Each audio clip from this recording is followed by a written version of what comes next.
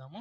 इब्रानियों की पत्री को हम ध्यान करेंगे। 2వ అధ్యాయము इसका दूसरा अध्याय 6వ వచనం మనం చదువుకుందాం. 6ठे वचन को हम पढ़कर आगे 5వ बढ़ेंगे। వచనం 5, 6వ వచనం చదవండి. 5 और 6 को पढ़कर हम आगे बढ़ेंगे। హ్మ్. హ్మ్. హ్మ్. హ్మ్. హ్మ్. హ్మ్. చాలు, ప్రార్థన చేసుకుందాం. प्रार्थना करेंगे। పరిశుద్ధుడా, మహోన్నతుడా, జీవం గల దేవా, నీకే వందనాలు ప్రభువా. परिशुद्ध महान जीवित परमेश्वर, आपके नाम का धन्यवाद करते దేవ, हैं। మరొక్కసారి ప్రభా నీ పునరుత్థాన దినమందు నీ ప్రియ బిడ్డలు అందరితో కలిసి ఇక్కడ కూడుకులాగిన కృపనిచ్చినందుకు వందనాలు. फिर से आपके पुनरुत्थान के दिन आपके बच्चों के साथ मिलकर हम यहाँ बैठने का अवकाश दिया, धन्यवाद। దేవా, మరొకసారి నీ ప్రియ బిడ్డలతో మాతో మాట్లాడి మమ్మల్ని బలపరచండి. परमेश्वर फिर से एक बार आपके प्रिय बच्चों से और हमसे बातें करके हमें ताकत दे, మమ్మల్ని సర్వసత్యంలోనికి हमें నడిపించండి. सर्वसत्य के मार्ग में चलाए। దేవుని వాక్యానుసారమైన జీవితం జీవించలాగా కృపను చూపించండి. परमेश्वर तेरे वचनों के अनुसार हम अपना जीवन बिताए, ऐसी कृपा दिखाए। దేవా, ఇక్కడ మీ బలమైన సన్నిధి ఇక్కడ మాకు కావాలని కోరుకుంటున్నాం. यहाँ पर आपकी ताकत और उपस्थिति को हम मांगते हैं। దేవా, మీరే మాతో ఉండి మమ్మల్ని బలపరిచి నడిపించాలని కోరుకుంటున్నాం. परमेश्वर आप ही हमारे साथ रहकर हमें चलाए, हम ये चाहते हैं। పరిశుద్ధాత్మ దేవ, మా జీవితాలను మీకు అప్పగించుకుంటున్నాం. पवित्र परमेश्वर, हम अपने जीवन को तेरे हाथों में सौंपते ఇక్కడ ఉన్న हैं। ప్రతి బిడ్డలందరూ కూడా మీ చేత यहाँ पर అప్పగించుకుంటున్నాం. आपके प्रिय बच्चों के सभी के जीवन को आपके हाथों में మీరే सौंपते हैं। మాకు కాపరిగుండి సంరక్షించి మమ్మల్ని నడిపించమని आप ही हमारे रखवाले बनकर हमारी रक्षा करके चलाए। ఈ కొద్ది ప్రార్థన ये छोटी सी प्रार्थना యేసు నామములో అడిగి వేడుకుంటున్నాం తండ్రి. यीशु के नाम से मांगते हैं पिता, ఆమేన్. आमीन।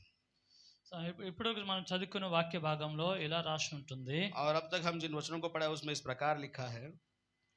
సో ముందు ఆ రాబోయే లోకము ఆయన దేవదూతలకు లోపరచలేదు అనే వాక్యం అంటుంది. आने वाले जगत को जिसकी चर्चा हम सुन रहे हैं उसने स्वर्गदूतों के अधीन ना किया। అది పోయిన వారంలో మనం ధ్యానించుకున్నాము. इसको हमने पिछले सप्ताह में इसका ध्यान దేవుడు हमने కొత్త किया। సృష్టి చేయబోతున్నాడు. परमेश्वर नई सृष्टि बनाने वाला है। ఈ పాత సృష్టి అంతా కూడా గతించిపోతుంది. ये पुरानी सृष्टि मिट जाएगी ఇది అంతా కూడా దేవుడు తొలగించి మళ్ళీ కొత్త సృష్టి చేయబోతున్నాడు. और परमेश्वर इस सबको हटाकर नई सृष्टि बनाने वाला है। ఆ కొత్త సృష్టి చేసినప్పుడు అది ఎవరి వశంలోనికి దేవుడు ఇస్తాడంట? और जब वो नई सृष्टि बनाएगा तो वो किसके अधीन को देगा उसे? మానవులను మనుషులు మా వశంలో దేవుడు ఇస్తాడంట. అది मनुष्यों को, यानी कि हमारे हाथ में उसको करेगा। ఆయన యొక్క సంఘానికి అధికారం ఇవ్వబోతున్నాడు. उसकी कलीसिया को वो अधिकार देने वाला సమస్త है। సృష్టి అంతా వాళ్ళ చేతికి అప్పగించబోతున్నాడు. सारी सृष्टि को उनके हाथों में सौंपने वाला है। ఇప్పుడున్న సృష్టి మాత్రం దేవదూతుల చేతిలో ఉంటుంది. और ये जो अभी की जो सृष्टि है वो स्वर्गदूतों के हाथों में అంటే है। కొన్ని శక్తులు అవన్నీ కూడా దేవదూతల ద్వారా అవి నడిపించబడుతున్నాయి. और कुछ शक्तियां हैं जो स्वर्गदूतों के द्वारा चलाई चलती है। గాలి అనుకోండి, వాన అనుకోండి, లేకుంటే గురుత్వాకర్షణ శక్తి ఉంటుంది. या आप पानी को सोचिए या हवा को सोचिए या गुरुत्वाकर्षण की शक्ति होती అంటే है।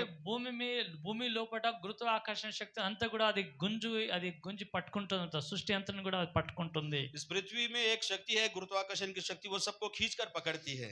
అలాంటి శక్తులన్నీ కూడా దేవదూతల వశంలో ఉండి పని చేస్తాయి అవి. और ये सारे शक्तियां स्वर्गदूतों के अधीन होकर ये काम करती है। ఒకవేళ గురుత్వాకర్షణ శక్తి ఆ శక్తి లేదనుకోండి, अगर सोचिए कि गुरुत्वाकर्षण की शक्ति नहीं है మనం భూమి మీద నడవలేం. तो हम इस पृथ्वी पर नहीं चल पाएंगे। భూమి మీద మనం బిల్డింగ్స్ కూడా నిలబడలేం. तो इस पृथ्वी पर हमारे बिल्डिंग भी नहीं खड़े रह బిల్డింగ్ అన్ని पाएंगे। కూడా భూమి మీద ఎట్లా కడుతున్నారంటే మనం ఇలాగ కడుతున్నాం. और पृथ्वी पर हम बिल्डिंग कैसे बनाते हैं? ऐसे टेढ़े बनाते భూమి हैं। మీద మనం స్ట్రైట్ గా ఇట్లా పైన కడతలేం. हम इस पृथ्वी पर सीधा खड़ा बिल्डिंग नहीं बना భూమి पाते। మీద సైడ్ కు భూమి అంతా కూడా కట్టబడుతుంది. तो भूमि के साइड में बिल्डिंग बनाई जाती थी। దాని అంతా కూడా లాగి పట్టుకున్న ఏంది పట్టుకుంటా అంటే గురుత్వ ఆకర్షణ శక్తి అది లాగి పట్టుకుంటున్నది. और इन सबको खींचकर कौन पकड़ता है? यानी कि गुरुत्वाकर्षण की शक्ति इसको खींच के पकड़ती అలాగా है। కొన్ని శక్తులు అవన్నీ కూడా దేవదూషంలో వశంలో ఉండి అవి పని చేస్తున్నాయి. ऐसे कुछ शक्तियां हैं जो स्वर्गदूतों के अधीन में होकर काम కానీ करती है। దేవుడు కొత్త సృష్టి చేసినప్పుడు लेकिन जब परमेश्वर नई सृष्टि बनाएगा దేవదూతలకి అవి అధికారం ఇవ్వడంట. దేవుడు स्वर्गदूतों को वो अधिकार नहीं देगा। దేవుని నమ్మిన దేవుని రక్తం ద్వారా కడగబడి దేవుని చిత్తానుసారం నడిచిన బిడ్డలకి అధికారం ఇవ్వబోతున్నాడు. जिन्होंने परमेश्वर पर विश्वास किया है उसके लहू के द्वारा उन्होंने अपने ఈ आप को धोया సృష్టి है। అంతటిలో ఫస్ట్ మమ్మల్ని దేవుడు మమ్మల్ని ప్రథమ స్థానంగా దేవుడు నిలబెట్టబోతున్నాడు. और आने वाले सृष्टि में सबसे पहला प्रथम स्थान परमेश्वर हमको देने वाला అలా है। యాకోబు పత్రికలో రాసి ఉంటుంది. याकूब की पत्री में लिखा है। యాకోబు పత్రిక 1వ అధ్యాయము याकूब की पत्री इसका पहला अध्याय 18వ వచనం చూడండి. और उसके 18वें वचन को देखिए। ఒకసారి ఆయన మనము అంటున్న వాక్యం, మనము పదముగా ఫలం ఉండున్నట్లు కనెను. దేవుడు తన వాక్కు ద్వారా దేవుడు మన కంట ఉంటున్నాడు, మమ్మల్ని సిద్ధపరుస్తూ ఉన్నాడు అన్నమాట. परमेश्वर अपने वचनों के द्वारा हमें चीज तैयार कर रहा है। ఈ సృష్టిలోనే మనము పదమ స్థానం ఉండబోతున్నాము. इस सारे सृष्टि में हम प्रथम स्थान पर ఈ रहने वाले సృష్టికి हैं మనం మొదటి స్థానం ఉండి దాన్ని అంతా కూడా మనం చూచుకోబోతున్నాము. और आने वाले सृष्टि को हम प्रथम स्थान पर रहकर उसे देखने वाले हैं। అంత గొప్ప భాగ్యం దేవుడు మీకు इतना ఇవ్వాలనుకుంటున్నాడు. बड़ा भाग्य परमेश्वर हम सबको देने वाला ఇది है। పోయిన వారంలో మనం ధ్యానించుకున్నాం. इसको हमने पिछले सप्ताह में सीखा। అది మరొకసారి మీరు వినండి. फिर से एक बार आप అయితే सुनिए। ఈ వారంలో మనం ధ్యానించుకునబోతున్న వాక్యము और इस सप्ताह में हम जिन वचनों का ध्यान करने जा रहे 6వ हैं, వచనం ఏమి రాసి ఉంటుందంటే, छठे वचन में इस प्रकार लिखा है, అంత గొప్ప స్థానం దేవుడు మనకి ఇవ్వబోతుంటే उतना बड़ा स्थान परमेश्वर हमको देने वाला है। మనిషి ఏ పాటి వాడు అంటుంది వాక్యం. मनुष्य वो उसकी मतलब वरन किसी ने ये गवाही दी है कि मनुष्य क्या है कि तू उसकी सुधि ले। క్యా హై మనిషి ఏ పాటి వాడు? मनुष्य क्या है? అది అంత గొప్ప భాగ్యమును ఆయనకి ఇవ్వడానికి ఆయన ఏ పాటి వాడు? इतना बड़ा भाग्य मनुष्य को मिलने वाला है, केवल मनुष्य क्या है? మనిషికి ఏ పాటి వాడు? ఆయన నువ్వు లక్ష్య పెట్టడానికి ఆయన ఎలాంటి ఎంత ఆయన ఏ పాటి వాడు అంటుంది వాక్యం. मनुष्य क्या है कि उसको इतना बड़ा भाग्य मिल रहा है, आखिर वो है क्या? ఆయనకంత గొప్ప భాగ్యం ఎందుకు ఇవ్వాలి అన్నట్టుగా మాట్లాడుతుంది. मनुष्य को क्यों इतना बड़ा भाग्य दिया जा रहा है? ఆయన वचन ये మీద कहता है ఎందుకు లక్ష్యం ఎందుకు ఉంచాలి ఆయన మీద? उसके ऊपर क्यों परमेश्वर ने लक्ष्य అంత रखा? ఆయనను దర్శించాలి, ఆయన మీద దృష్టి ఎందుకు ఉంచాలి? परमेश्वर ने उसको दर्शन देकर उस पर यूं क्यों इतनी ఆయన दृष्टि ఏ की? పాటి వాడు? वो मनुष्य क्या है? ఆయన ఎలాగ ఉన్నదంటే బైబిల్ బైబిల్ ఏం చెప్తుంది? మనిషి ఏ పాటి వాడు అంటే బైబిల్ చెప్తుంది మనకు. और मनुष्य क्या है? बाइबल हमको ये बताती है। మనుష్యుడు ఎలా ఉన్నాడంటే ఒక్కసారి ఒక వచనం చూడండి. రోమిలకు రాసిన పత్రిక 3వ అధ్యాయం 11వ వచనం చూడండి. और मनुष्य क्या है हमको ये बाइबल बताते हैं। रोमियो की पत्री 3 इसका 3रा अध्याय 11. और 11वां वचन। నీతిమంతుడు లేడు, ఒక్కడును లేడు, గ్రహించువాడు ఎవడును లేడు, దేవుని వెదుకువాడు ఎవడును లేడు, అందరూ త్రోవ తప్పి ఏకముగా పనికి మాలిన వాళ్ళు అయిపోయారు అంటుంది వాక్యం. वचन कहता है कोई धर्मी नहीं, एक भी धर्मी नहीं, कोई समझदार नहीं, कोई परमेश्वर को खोजने वाला नहीं, सब भटक गए हैं, सब के सब निकम्मे बन गए हैं, कोई भलाई करने वाला नहीं, एक भी नहीं। निकम्मे बन गए सब जन, सब मनुष्य निकम्मे बन गए, सब पूरे संसार के मनुष्य। ఈ భూమి మీద ఎందరైతే మనుషులలో వాళ్ళందరూ కూడా పనికి రాని వాళ్ళుగా మారిపోయారని వాక్యం అంటే. इस पृथ्वी पर जितने भी मनुष्य है ये सारे निकम्मे बन गए हैं। वचन कहता है దేనికి పనికి రారు, वो किसी काम के नहीं है। ఒకవేళ పనికి రాని వస్తువు ఏదంటే దానికి ఏం చేస్తాం మేము? अगर कोई वस्तु है जो काम में नहीं आती उसका हम क्या करते हैं? ఏం చేస్తాం దానికి? उसके साथ क्या करते हैं? తీసుకుపోయి చెత్త కుప్పలో వేస్తాం, ले जाकर उसे कचरे में फेंक देते हैं। పనికి రాని వస్తువు ఏం చేస్తాము? बिना काम की वस्तु क्या करेंगे? ఏదైనా వస్తువు పనికి వస్తుంటే దానికి మేము అడుగు మీద పెడతాం, अगर- షెల్ఫ్లో పెడతాం. अगर कोई चीज है मेरे काम आती है तो उसे संभाल कर सेल्फ में रखते हैं। పనికి రాకపోతే अगर वो कोई काम नहीं आती దానికి తీసుకుపోయి చెత్త కుప్పలో వేస్తాం. तो उसे ले जाकर हम कचरे में फेंकते हैं। అలాగా మనుషులందరూ కూడా భూమి మీద అలాగా అయిపోయింది. और मनुष्य भी इसी प्रकार संसार में हो गए हैं। దేవుడు वचन అంటే कहता है పనికి రాని వాళ్ళంగా దేవుడు వాళ్ళని సృష్టించాడా? क्या परमेश्वर उनको निकम्मा होने के लिए बनाया అంటే है? పనికి రాకుండా వాళ్ళని చెత్తలాగా దేవుడు సృష్టించాడా? वो निकम्मे बन जाए इसलिए परमेश्वर ने उनको बनाया అలా है? దేవుడు సృష్టించలేదు. ऐसा परमेश्वर ने नहीं దేవుడు बनाया। మమ్మల్ని ఎట్లా సృష్టించాడంటే తన స్వరూపంలో సృష్టించాడు, परमेश्वर ने हमको ऐसा बनाया कि अपने स्वरूप में उसने हमको తన बनाया है। పోలికలో సృష్టించాడు. उसके उसके स्वरूप में हमको ढाला है। ఆయన లాగా ఆయన వలె ఆయన చిత్తం నెరవేర్చడానికి దేవుడు మమ్మల్ని సృష్టించాడు. उसके जैसा उसकी इच्छा को पूरा करे वो इस प्रकार से उसने हमको बनाया ఒక है। దుష్ట శక్తి సాతాను అనే ఒక దుష్టశక్తి వచ్చి ఆదమవ్వను వాళ్ళని పాడు చేసి వాళ్ళని పనికి రాకుండా మార్చేశాడు. एक दुष्ट शक्ति यानी कि शैतान ने आकर उनको बिगाड़ दिया और उनको निकम्मा बना दिया। ఇక వాళ్ళకి దేనికి పనికి రాకుండా వాళ్ళని మార్చేశాడు. और वो किसी काम को ना आए ऐसा उनको बना दिया। బైబిల్ అట్లా అంటుంది. बाइबल ऐसा कहता ఆది है। కాండంలో 6వ అధ్యాయం 5వ వచనంలో అట్లా రాసి ఉంటుంది. उत्पत्ति के 6 अध्याय 5वें वचन में इस प्रकार लिखा है। మనుషులందరూ కూడా భయంకరమైన ఘోరమైన పాపమునికి వాళ్ళు దిగి జారిపోయారు. मनुष्य भयंकर पाप के लिए तुच्छ आशाओं में गिर गए हैं। వాళ్ళ ఆలోచన అంతా కూడా చెడ్డది. उनके मन में जो भी विचार उत्पन्न होता है सब వాళ్ళ बुरा ही होता జీవితం है। మొత్తం ఏది చేసినా ఏది పట్టుకున్నా వాళ్ళ జీవితం అంతా కూడా చెడ్డది. మొత్తం వాళ్ళ ఆలోచన కూడా హృదయం అంతా ఆలోచన అన్ని కూడా చెడ్డవి అని అంటుంది. उनके जीवन में जो कुछ भी करते हैं बुरा करते हैं। उनके मन में जो कुछ उत्पन्न होता है बुरा ही उत्पन्न होता है। నిరంతరము और निरंतर बुरा ही అంటే करते వాళ్ళు हैं। ఉన్నంత వరకు వాళ్ళ జీవితం అంతా కూడా వాళ్ళ హృదయం అంతా కూడా చెడ్డదిగా మారిపోయింది. यानी कि वो जब तक जीवित रहेंगे तब तक उनका हृदय बिगड़ गया है, वो बुरा ही करेंगे। వాళ్ళందరూ కూడా చెత్తలాగా మారిపోయిన ఉంటుంది వాక్యం. वो सभी लोग कचरे के समान बन गए हैं, वचन कहता ఒకసారి है। వచనం చూడండి. एक बार उस वचन को हम पढ़कर देखेंगे। సచ్ నరులో చెడుతనమును భూమి మీద గొప్పదనియు వాళ్ళకు హృదయం యొక్క తలంపులన్నీయు ఊహ అంతయు ఎల్లప్పుడూ కేవలం చెడ్డదనియు యెహోవా చూచాడు. అంటే వాళ్ళు ఎల్లప్పుడూ వాళ్ళ హృదయం అంతా కూడా చెడ్డదిగా మారిపోయిందంట. यानी कि उनका मन हमेशा बुरा विचार करने वाला बन गया है। అలాగా భూమి మీద మనుషులందరూ కూడా అట్లా ఏ పార్టీ వాడు అని అంటుంది వాక్యం. और इस प्रकार इस संसार के सारे मनुष्यों को वचन कहता है कि मनुष्य क्या है। ఈ మనిషి వాడు ఎంత భయంకరమైన పాపంలోనికి ఆయన హృదయం అంతా చెడ్డదిగా అయిపోయింది కాబట్టి దేవుడు వాళ్ళకి 120 సంవత్సరం ఉండాలని దేవుడు నిర్ణయించాడు. और मनुष्य जो है पाप में बढ़ गया है, उनका मन जो है इतना भयंकर विचार करने लगा, इसलिए परमेश्वर मनुष्य की आयु 120 वर्ष कर दी। అప్పుడు ఆది కాండంలో దేవుడు 120 చేశాడు. 120 ఆయన ఏజ్ ఆయన తగ్గించేశాడు దేవుడు. और उत्पत्ति में हम देखते हैं कि परमेश्वर ने मनुष्य की आयु घटाकर 120 कर दी। మళ్ళీ మోషే కాలం రాగానే 70 లేకుంటే 80. और मूसा के समय में हम देखते हैं कि मनुष्य की आयु 70 से लेकर 80 तक कर दी गई, మళ్ళీ దిగి జారిపోయింది. फिर से कम की ఏ गई। పార్టీ వాడు मनुष्य क्या है? 70 లేకుంటే 80 సంవత్సరమే. 70 या फिर 80 वर्ष ఆయన जिएगा। జీవితం అట్లా మారిపోయింది. उसका जीवन ऐसे बदल गया, ఆయన పాపం ఆయన జీవితం అంతా కూడా నాశనం అయిపోయింది. उसका जीवन पूरा नाश हो गया। ఆయన ఆయుష్కాలం అంతా కూడా 70 సంవత్సరమే. उसकी उम्र जो है 70 साल की रह ఆయన गई ఏ है। పార్టీ వాడు मनुष्य क्या है? అలా అంటున్నారు.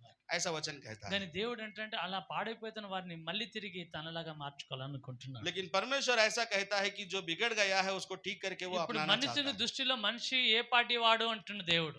और वचनों के नजरों से देखा जाए तो मनुष्य क्या है ऐसा कह के पूछता है। మనిషి దృష్టిలో దేవుడు ఆ మనుషులు జీవిస్తున్న జీవిత కాలం బట్టి దేవుని దృష్టిలో ఎంత సమయం జీవిస్తుండొచ్చు.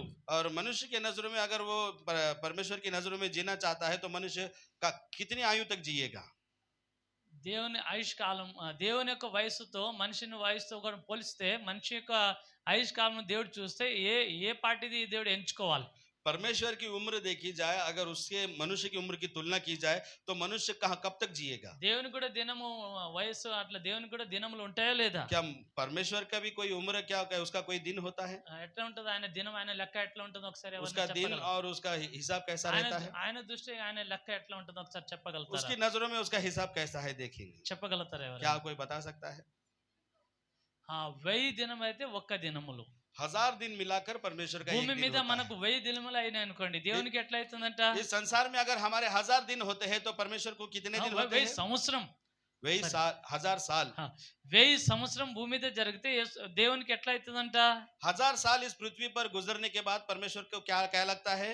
ఒక్క దినం అంటుంది. एक दिन हो गया है। ఇంకా 90 కీర్తనలు అంటే ఒక్క జావ లాగా ఉంటుందంట. 1000 సంవత్సరము ఒక్క జావ లాగా అంటే 4 గంటలకు సమానంగా ఉంటుందంట. और भजन संहिता के हिसाब से देखा जाए तो परमेश्वर के लिए एक दिन यानी कि एक पहर के जैसा हो गया। दिन में 4 पहर होते అంటే हैं దేవునికి అట్లా तो एक దినములు पहर। అట్లా లెక్క ఉంటుందన్నమాట. और परमेश्वर का ऐसा हिसाब होता है। వేరే గ్రహం ఉంటుంది కదా, వేరే గ్రహం మీద కూడా జీవులు మనుషులు ఉన్నారు. और दूसरे ग्रह पर भी जीवित प्राणी हैं, जीवित मनुष्य వాళ్ళకి हैं। మనలాగా అంత స్పీడ్ గా దినములు ఏమి వెళ్ళవు. उनको हमारे जैसे ज्यादा स्पीड दिन नहीं जाते। ఇక్కడ 1000 సంవత్సరం అయిపోయిన భూమి మీద 1000 సంవత్సరం అయిపోయినా అనుకోండి, अगर इस पृथ्वी पर 1000 वर्ष हो जाते हैं, వేరే గ్రహం మీద అక్కడ 2 సంవత్సరంలో అవుతాయి వాళ్ళకి. और दूसरे ग्रहों पर उनको 2 साल होते हैं। అంటే వాళ్ళకి వాళ్ళ దినములు చాలా మెల్లగా వెళ్తాయి అన్నమాట. यानी कि उनके दिन बहुत धीरे से चलते हैं। భూమి మీద మాత్రం స్పీడ్ గా వెళ్ళిపోతాయి. इस पृथ्वी पर बहुत जल्दी से चले जाते हैं। అందరికి గ్రహం మీద వేరే గ్రహాలకి అందరు కూడా ఒకటే వయసు ఉండదు. हर दूसरे ग्रहों पर सबकी उम्र एक जैसे नहीं रहती। ఇక్కడ 50 సంవత్సరాల పైన అక్కడ 5 రోజులే అయినట్టుగా ఉంటుంది. अगर यहाँ पर 50 साल हो जाए तो वहाँ पर 50 दिन के जैसा लगता है। ఒక్కటే వయసు అందరికి ఉండదు. एक ही उम्र सबकी नहीं అలా होती। దేవుని కూడా అట్లనే ఉంటుంది. और परमेश्वर की भी ऐसी ही होती సో है। దేవుని దృష్టిలో మనము 1000 సంవత్సరం జీవించినా దేవుని దృష్టిలో 4 గంటలే అనుకుంటారంట దేవుడు. अगर परमेश्वर की नजरों में हम 1000 वर्ष भी जिए तो वो परमेश्वर के लिए సో 4 దేవుడు घंटे అంటే ही ఏ है। పార్టీ వాడు అన్నట్టుగా చూస్తాడు దేవుడు. इसलिए परमेश्वर कहता है कि मनुष्य क्या है। దేవుని మనం దినములో ఆలోచన చేయడం చాలా కష్టం. मनुष्य के दिनों को हमें विचार करना बहुत हमारे लिए कठिन దేవుని है। ఆయుష్కాలం ఎంతో మనం దాన్ని గుర్తించలేము. परमेश्वर की उम्र कितनी है हम దేవుడు उसे ఏదో नहीं जान ఒక सकते। చిన్న ఒక క్లూ ఇచ్చిండనమాట నాకు ఇలా ఉంటుందని. परमेश्वर ने केवल एक एक आधार दिया है कि मेरा दिन ऐसा है। 1000 సంవత్సరం అయితే నాకు ఒక గంట సమానం అంటుండు దేవుడు. 1000 वर्ष मेरे लिए 1 घंटे के जैसे है। కానీ ఇంకొక వచనం చూస్తే ఎలా ఉంటుంది మీరు అర్థం చేసుకోవడమే కష్టం అయిపోతుంది. लेकिन एक वचन अगर आप देखोगे तो आपको समझने के लिए थोड़ा कठिन చాలా होगा, కష్టం అయిపోతుంది. बहुत कठिन होगा। కీర్తనలు రెండో కీర్తనలు 7వ వచనంలో చూడండి, అక్కడ ఏమంటుంది వాక్యం చూడండి. भजन सहित दूसरा भजन संहिता उसके साथ 7वें वचन को हम देखेंगे। 7వ వచనం చూడండి.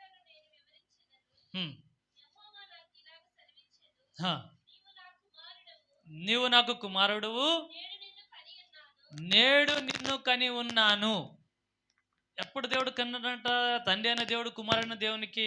पिता परमेश्वर ने पुत्र परमेश्वर को उसने कब उत्पन्न किया? తండ్రి అయిన దేవునిలో నుంచి ఒక భాగం బయటికి వచ్చిందంట. पिता परमेश्वर से एक भाग बाहर आया। తండ్రి అయిన దేవుని నుంచి యేసు ప్రభు బయటికి రావడము నేడు అని వాక్యం అంటుంది. पिता परमेश्वर से पुत्र परमेश्वर को जब बाहर निकाला गया उसे आज कहा गया। అది నేడు ఎప్పుడు జరిగిందో, ఈ రోజు అంటే అది ఎప్పుడు జరిగినట్టు? ये आज कब हुआ? अगर आज कहेंगे तो ये कब हुआ है? ఎప్పుడు తండ్రి అయిన దేవుని నుంచి కుమారుడైన దేవుడు బయటికి రావడము దినం, ఆ దినం. कब पिता परमेश्वर से पुत्र वो बाहर निकला? कौन से ఎప్పుడు दिन? దేవుడు ఆయనలో నుంచి ఒక భాగం, ఎప్పుడు తండ్రి అయిన దేవుడు కుమారుని కన్నాడు? कब पिता परमेश्वर ने अपने पुत्र को उसने उत्पन्न భూమి किया? మీద మనుషులకు పుట్టడం కాదు, భూమి మీద మనుషుని మరియా గర్భంలో దేవుడు యేసు ప్రభు మరియా ద్వారా జన్మించిన దినం, ఆ దినం గురించి మాట్లాడలేదు బైబిల్. ఇది मरियम के गर्भ से जन्म लिया यीशु मसीह, उस दिन के बारे में वो नहीं అది कहता। 2000 సంవత్సరం కిందట యేసు ప్రభు జన్మించాడు. वो 2000 वर्ष पूर्व ही यीशु मसीह ने जन्म लिया। మనిషి యొక్క అవతారం ఎత్తి మనుషులాగా భూమి మీద జన్మించారు. एक मनुष्य का अवतार लेकर मनुष्य के समान उसने जन्म కానీ लिया। తండ్రి అయిన దేవుళ్ళ నుంచి ఒక భాగం బయటికి వచ్చిందంట. लेकिन पिता परमेश्वर से एक भाग बाहर आया ఆ రోజు నేడు, ఈ రోజు అన్నట్టుగా అంటుంది వాక్యం. और उस दिन को कहा गया आज का दिन। అంటే ఎప్పుడు తండ్రి అనే దేవుడి నుంచి బయటికి రావడం ఎప్పుడు జరిగింది? यानी कि पिता में से यीशु मसीह कब उसका बाहर निकल उत्पन्न हुआ? ఎప్పుడు జరిగిండొచ్చు? మీ ఆలోచన आपके చెప్పండి. विचारों से ये कब हुआ? ఎప్పుడు పుట్టింది? తండ్రి అనే దేవుడి నుంచి బయటికి రావడం ఎప్పుడు జరిగింది? पिता परमेश्वर से यीशु मसीह का जन्म कब हुआ? वो कब उत्पन्न हुआ? అంటే బైబిల్ అంటుంది అనాది కాలమందు. बाइबल कहता है कि आदि काल से। అనాది కాలం అంటే అప్పుడు పరలోకమే లేదు, దూత లేదు, పంచభూతాలు ఏమీ లేవు. ఏమి లేనప్పుడు, శూన్యంగా ఉన్నప్పుడు తండ్రి అయిన దేవుడి నుంచి కుమారుడైన దేవుడు బయటికి వచ్చాడు. आदि काल से यानी कि जब स्वर्गदूत नहीं थे, स्वर्ग नहीं था, तारागण नहीं थे, कुछ भी नहीं था, सब कुछ शून्य था, तब पिता परमेश्वर ने ఏమి अपने దేవుడు अंदर से निकाला। సృష్టించలేదు. परमेश्वर ने किसी चीज की रचना नहीं की। ఎప్పుడైతే యేసు ప్రభు బయటికి వచ్చారో అప్పుడు సమస్త సృష్టి అంతా కూడా ఆయన సృష్టించుకున్నాడని और వాక్యం అంటుంది. जब पिता से यीशु मसीह उत्पन्न हुए तब उन्होंने सब कुछ बनाया ఆ రోజు తండ్రి అయిన దేవుడు ఆయనను కన్నాడు. और उस दिन उसको परमेश्वर ने उत्पन्न किया। ఆ రోజు నుంచి ఇప్పటి వరకు దేవునికి అది ఒక దినం లాగానే और పిలువబడుతుంది. तब से लेकर आज तक वो परमेश्वर के लिए एक दिन आज का दिन ही कहलाता దేవుని है। దృష్టిలో ఎంత ఇప్పుడు అప్పటి నుంచి ఇప్పుడు అంటే భూమి అంతా కూడా సృష్టించాడు దేవుడు, అన్ని గ్రహాలు సృష్టించాడు, తర్వాత భూమి సృష్టించాడు. ఇవన్నీ కూడా జరిగిన అన్ని కూడా ఎన్ని రోజులు అవుతుంది ఇప్పుడు దేవుని దృష్టిలో? परमेश्वर ने सारे तारागणों को बनाया, अलग अलग ग्रहों को बनाया, पृथ्वी को बनाया, और परमेश्वर के लिए ये बनाकर कितने दिन हुए? దేవుని దృష్టిలో చూస్తే ఎన్ని రోజులు అని చెప్పుకోవాలి దేవుడు? परमेश्वर की नजरों से देखे तो कितने दिन हम कह सकते हैं? ఏమంటాడు తండ్రి అయిన దేవుడు? पिता परमेश्वर क्या कहता है? ఈ రోజే కూడా జరిగింది అంటాడు ఆయన. वो कहता है आज के दिन ही हुआ। ఈ రోజే నా దేవుడిని, నా కుమారుని పుట్టించా. आज ही मैंने अपने पुत्र को उत्पन्न किया ఆయన ఈ రోజే మొత్తం సృష్టి అంతా కూడా చేసుకున్నాడు. और आज ही उसने सारी सृष्टि की रचना की, దూతలను సృష్టించుకున్నాడు. इस संसार की रचना की। కొన్ని కోట్ల దూతాలు కూడా అన్ని కూడా సృష్టించాడు. करोड़ों स्वर्गदूतों को కోటి उसने గ్రహాలను సృష్టించుకున్నాడు. करोड़ों ग्रहों को बनाया, భూమి సృష్టించుకున్నాడు. पृथ्वी को बनाया, భూమి మీద ఆయన కూడా మళ్ళీ మనిషి అవతారం ఎత్తాడు. और पृथ्वी पर उसने मनुष्य रूप धारण మళ్ళీ किया, ఇవన్నీ కూడా ఒక్క దినంలో జరిగిపోతుంది. और ये सब एक ही दिन में हो गया। అది దేవుని దృష్టిలో ఒక దినం అన్నమాట. और ये सब परमेश्वर की नजर మనం में కూడా एक दिन అంటాం, ఈ है। రోజు పోయి మనం పోయాము, విజయవాడ పోయాము, అక్కడ పోయాము, అక్కడ నుంచి సూర్యాపేట పోయాము, ఖమ్మం పోయాము, అంతా కూడా పోయి వచ్చేసాము. ఈ రోజు ఒక్క రోజు మనం ఎంత ప్రయాణం చేసి ఎంత పని చేసుకుని వస్తామో అలాగా దేవుడు ఒక్క దినంలోనే ఇవన్నీ కూడా చేసి ఆయన దృష్టిలో అది ఒక దినము. जैसे हम एक दिन में विजयवाड़ा जाकर आते हैं, सूर्यपेट घूम कर आते हैं, कहीं दूसरी जगह जाकर एक दिन में हम घूम कर आते हैं, उसी प्रकार ये सारी सृष्टि रचना से लेकर अभी तक आज का एक दिन దేవుని परमेश्वर దృష్టిలో ఒక దినంలో అన్ని కూడా దేవుడు సృష్టించుకున్నాడు. परमेश्वर की नजरों में एक दिन में सब कुछ परमेश्वर ने ఇంకా बना लिया, దినం కూడా కంప్లీట్ కాలేదు ఇంకా. और वो दिन अभी तक पूरा नहीं हुआ है। అర్థం చేసుకోగలమా? क्या हम समझ पाएंगे? మన దేవుడు నిన్న ఈ రోజు అంటున్నాడు కదా, మరి నిన్న ఎప్పుడు ఉండేది? और परमेश्वर आज कहता है, लेकिन उसके लिए कल कौन सा था? నిన్న ఉన్నది ఎప్పుడు? నిన్నంటే ఎప్పుడు? कल यानी के कब?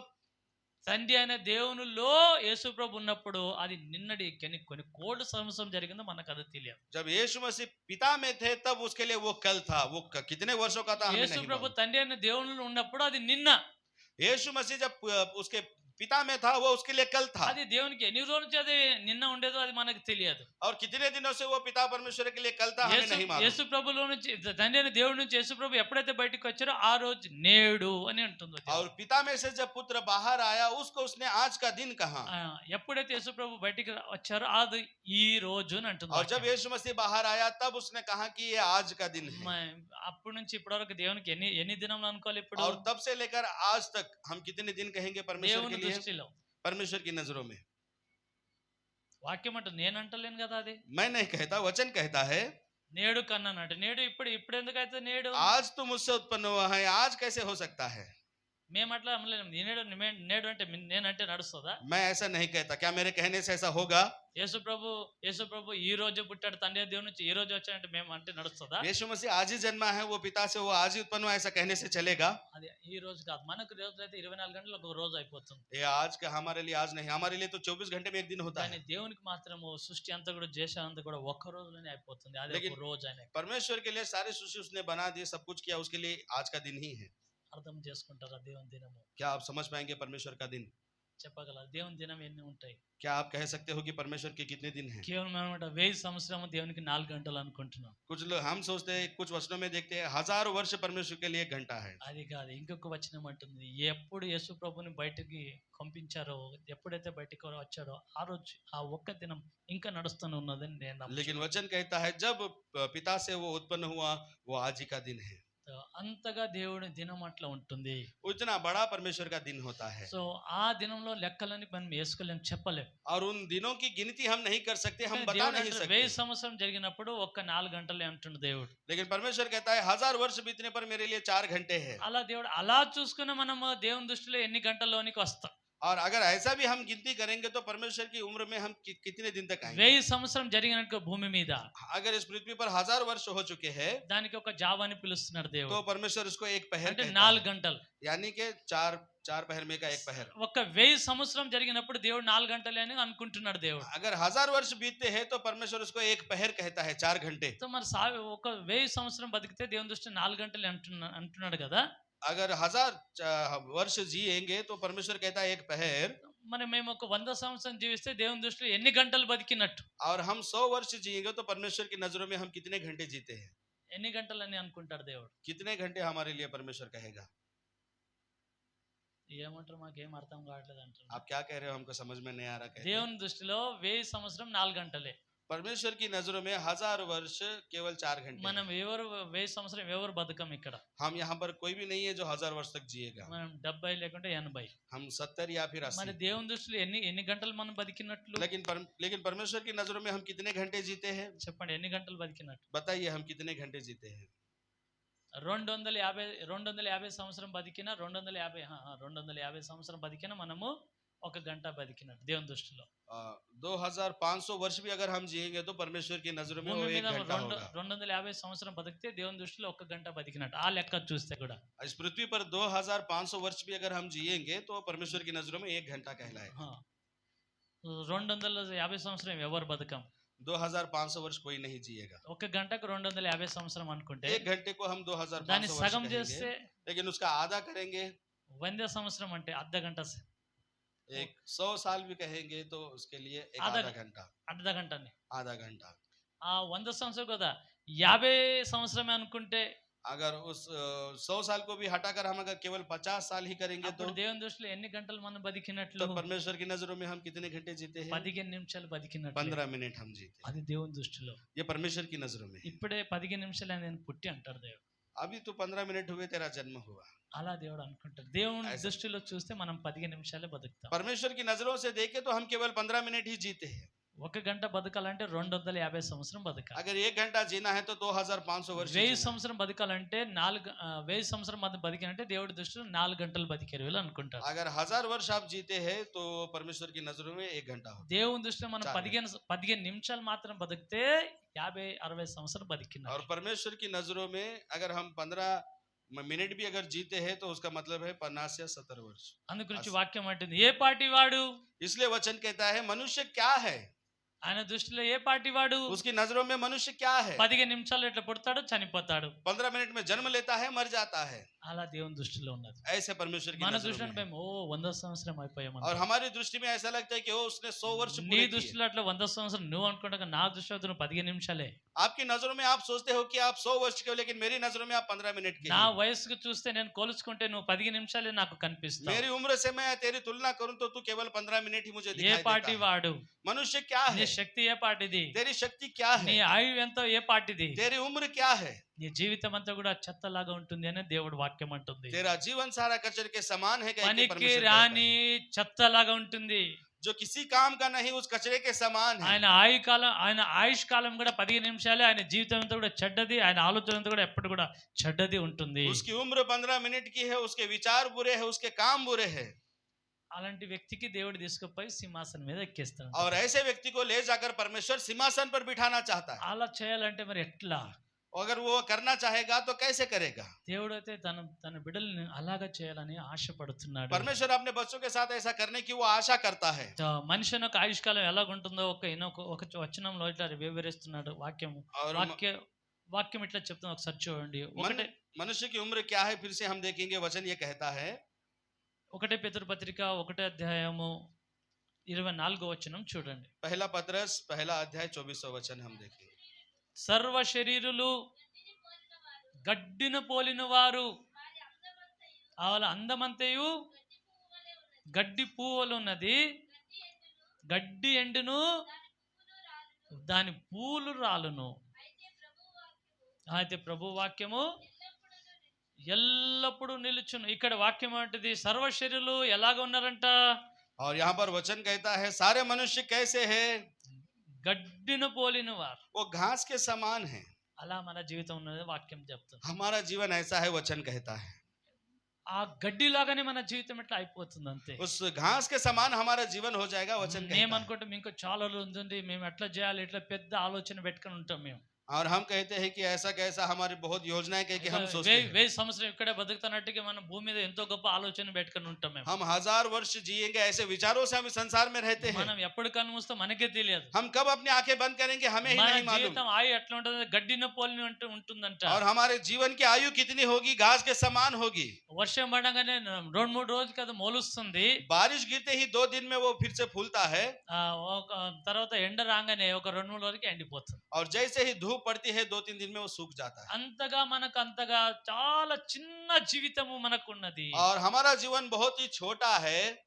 దేవుడు మమ్మల్ని సృష్టించలేదు. परमेश्वर ने हमको इस प्रकार नहीं बनाया। పాపములో జీవిస్తున్నాం కాబట్టి మన జీవితం అలా మారిపోయింది. हम पाप में जी रहे हैं, इसलिए हमारा जीवन ऐसा बन गया है। వాళ్ళ పాపం చేయడం వల్ల వాళ్ళకి ఆయుష్కాలం అట తగ్గించబడింది. हमने पाप किया है, इसलिए हमारी उम्र को घटाया गया है। వాళ్ళకు సాతాను మాట విన్నందుకు వాళ్ళ జీవితం ఆయుష్కాలం తగ్గిపోయింది. उन्होंने शैतान की बात सुनी, इसलिए उनकी आयुष्य कम की गई है। అయితే దేవుడు మమ్మల్ని ఆయనలాగా ఎప్పుడు సదా జీవించే వారుగా చేయాలనుకుంటున్నాడు దేవుడు. और परमेश्वर हमें फिर से हम अनंत जिए, परमेश्वर ऐसा हमको बनाना चाहता దేవుడు है। మమ్మల్ని ఆ గడ్డి పోలినలాగా ఉంచాలని దేవుడు ఇష్టపడతలేడు. परमेश्वर हमको उस घास के समान नहीं रखना चाहता। ఇట్లా పుట్టమట్లా చనిపోయమట్లా దేవుడు ఉంచాలని ఆయనకి ఇష్టం లేదు. तू ऐसे जन्मा है, तू ऐसे मरा है, तुझे ऐसा नहीं रखना चाहता। దేవునిలాగా నిన్ను చేసుకోవాలనుకుంటున్నాడు. परमेश्वर के जैसा तुझे बनाना चाहता है। నిత్యము నువ్వు జీవించాలనుకుంటున్నాడు. अनंत तू जीता रहे वो चाहता है। ఎల్లప్పుడూ నువ్వు तू సంతోషించాలనుకుంటున్నాడు. हमेशा आनंद मनाए वो चाहता है। యేసు ప్రభు నిన్ను నమ్ముకో. तो यीशु मसीह पर विश्वास कर। యేసు ప్రభు రక్తం ద్వారా నా జీవితం కడుక్కో. यीशु मसीह के लहू के द्वारा अपने जीवन को धो दे। మళ్ళీ నువ్వు మంచి దేవునిలాగా మారిపోతావు అంటుంది వాక్యం. और फिर से तू परमेश्वर के जैसा बन जाएगा, वचन कहता సరే है। ఒక వచనం చూడండి. మనం మళ్ళీ అట్లా కావాలంటే ఏం చేయాలో 2వ అధ్యాయం 1వ వచనం 1 పేతురు పత్రిక. फिर से हम देखेंगे एक अध्याय, दूसरा अध्याय उसका पहला वचन।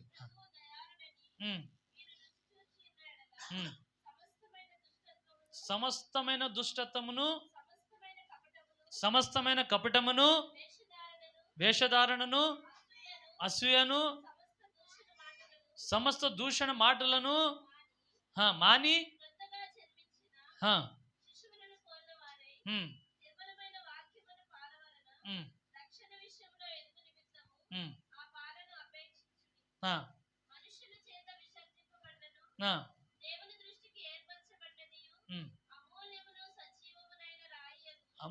అమూల్యమైన సజీవముగా రాయగు ప్రభువునొద్దకు వచ్చిన వారై అమూల్యము సజీవ సజీవమునైన రాయగు ప్రభువునొద్దకు వచ్చిన వారై ఆ, యేసుక్రీస్తు ద్వారా యేసుక్రీస్తు ద్వారా దేవునికి అనుకూలములకు ఆత్మ సంబంధమైన ఉమ్, బలులు అర్పించుటకు ఉమ్, పరిశుద్ధ యాజకులుగా ఉండునట్లు ఉమ్. మీరును సజీవమైన రాళ్ళవలె ఆత్మ సంబంధమైన మందిరముగా కట్టబడుచున్నారు. మీరు కూడా సజీవమైన రాళ్ళు వలె మీరు కూడా కట్టబడుచున్నారు అంటుంది వాక్యం. और वचन कहता है तुम भी जीवते पत्थर हो, जीवते पत्थर के जैसा तुमको बनाया गया है। వాక్యం అంటుంది యేసు ప్రభు ఎలాగ ఉన్నాడంట? वचन कहता है यीशु मसीह कैसा है, ఆయన సజీవుడైన రాయిలాగా ఉన్నాడంట. वो जीवित पत्थर है, ऐसा वचन कहता है। యేసు ప్రభు ఎలాగ ఉన్నాడంట? यीशु मसीह कैसा है, యేసు ప్రభు తండ్రి అనే దేవుళ్ళ నుంచి వచ్చి ఎన్ని రోజులైంది? यीशु मसीह पिता में से वो उत्पन्न होकर कितने दिन हुए, ఎన్ని రోజులైంది? कितने दिन हुए? ఆయన దృష్టిలో యెహోవా దేవుని దృష్టిలో, यहोवा परमेश्वर की दृष्टि में, యెహోవా దేవునికి ఒక వయసు ఉన్నది, ఆయనకు వయసు ఉన్నది. ఆయనకు తన లోపటి నుంచి కొడుకుని కన్నాడు. అది ఎన్ని రోజులైంది? यहोवा परमेश्वर की एक उम्र है, उसने अपने अंदर से अपने पुत्र को जन्म दिया है। वो कितने दिन हुए, ఎన్ని రోజులైంది? कितने दिन हुए उसको जन्म देकर? 4 రోజుల కింద అన్నాడా? 4 दिन के नीचे कहेंगे 3 సంవత్సరం కిందట అన్నాడా? या 3 साल पहले ఎప్పుడు कहेंगे। కన్నాడు ఆయనకు? कब उसको जन्म दिया? ఈ రోజే. आज के दिन। అంటే దేవునికి అప్పటి నుంచి ఇప్పటి వరకు ఒక్కటే రోజు నడుస్తున్నది. यानी कि तब से लेकर अब तक परमेश्वर का एक ही दिन चल रहा है। యేసు ప్రభు కూడా ఒకటే రోజు నడుస్తుంది. यीशु मसीह के लिए भी पहला ही दिन चल ఆయన रहा है। సజీవుడైన రాయి. वो जीवित पत्थर है।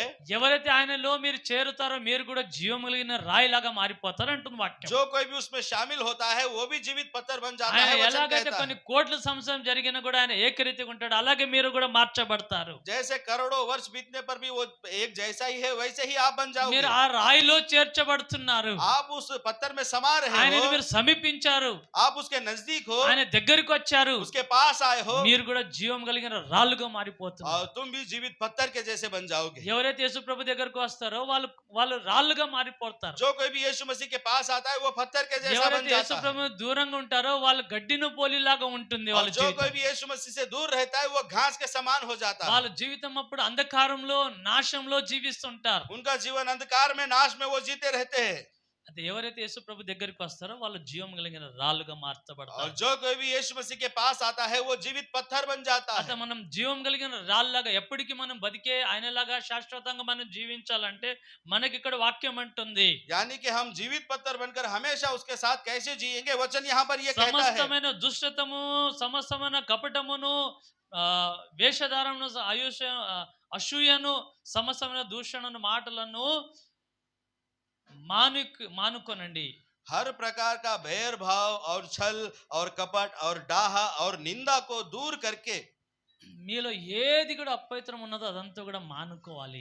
आपके अंदर जो कुछ भी अपवित्र है उसे आपको हटाना है, మీరు దాన్ని తొలగించుకోవాలి. आपको उसे दूर करना है। మాలో ఉన్న ప్రతి పాపం అంతా కూడా దాన్ని దూరం చేయాలి. मेरे अंदर जो भी पाप है उसे दूर करना మాలో है। ఉన్న ప్రతి అపవిత్రం అంతా కూడా మీరు దూరం చేయాలి. मेरे आपके अंदर जो भी अपवित्रता है उसे आपको दूर करना है। మీరు అసహించుకోవాలి. आपको उससे घृणा करनी है। మీరు అసహించుకుంటేనే దాని నుంచి आप విడిపించబడతారు. उससे घृणा करोगे तभी उससे छुड़ाए जाओगे। ఎప్పుడైతే మనం ఆ చెడు అంతా కూడా మనం అసహించుకుంటామో అప్పుడు మన నుండి దేవుడు అవన్నీ కూడా దూరం చేస్తాడు. जब हम बुराई से घृणा करेंगे परमेश्वर बुराई को हमसे दूर करेगा। కానీ ప్రతిరోజు మనం అలా చేయాలి. हर दिन हमें ऐसा करना है। మనం జీవం కలిగిన రాళ్ళులాగా మారాలంటే, अगर हमें जीवित पत्थर बनना है, యేసు ప్రభు ఎలాగైతే జీవం కలిగిన రాళ్ళులాగా ఉన్నాడు, और जैसे यीशु मसीह जीवित पत्थर है, మనం కూడా జీవం కలిగిన రాళ్ళులాగా మారాలంటే और हम भी उसके जैसा जीवित पत्थर बनना चाहते हैं, ఎక్కువ ఏం పనులు చేయాల్సిన అవసరం లేదు. तो ज्यादा कुछ काम करने की जरूरत नहीं।